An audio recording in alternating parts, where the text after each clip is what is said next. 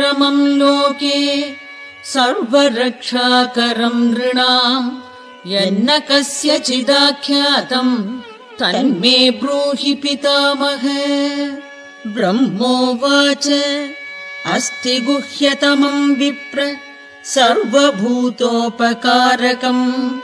देव्यास्तु कवचं पुण्यं तच्छृणुष्व महामुने।